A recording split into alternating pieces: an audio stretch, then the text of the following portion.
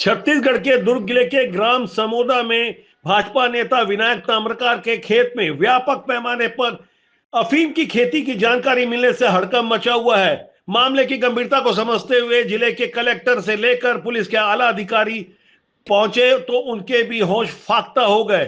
किसी को यकीन नहीं हो रहा था कि दुर्ग जिले के मुख्यालय के करीब 15 किलोमीटर दूरी पर इतने व्यापक पैमाने पर अफीम की खेती हो रही होगी। इस खेत पर आसपास के ग्रामीणों का जाना प्रतिबंधित था, लेकिन होली के दौरान किसी ने चुपके से कुछ फोटो ले लिए।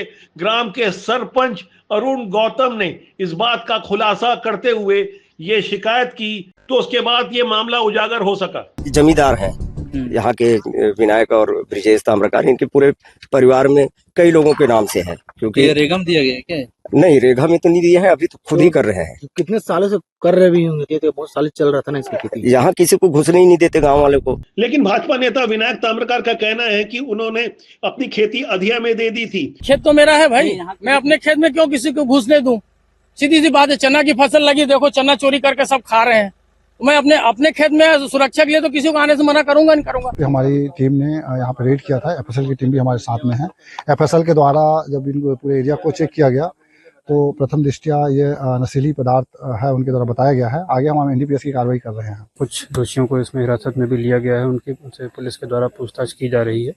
पूरी जानकारी मिलने के बाद ही इसका पूरा खुलासा होगा। शुरुआती जानकारी में पता चला कि करीब 2 एकड़ में अफीम की खेती हो रही थी, लेकिन गांव के सूत्रों ने राष्ट्रबोध को बताया कि करीब 4 से 5 एकड़ में अफीम की खेती लंबे समय से हो रही थी। ये शुरुआती जानकारी है, अभी काफी पड़ताल होनी बाकी है। छत्तीसगढ़ में जगह जगह बढ़ते नशे के कारोबार को रोकने के लिए अब इस बात की भी जांच करनी होगी कि क्या अफीम की खेती छत्तीसगढ़ के अन्य इलाकों में खेतों में अन्य फसलों के बीच क्या इसी तरह से हो रही थी, जैसे ग्राम समोदा में मक्के की खेती के बीचों बीच इस तरह से अफीम की खेती हो रही थी। इस जानकारी ने हर किसी को विचलित कर दिया है।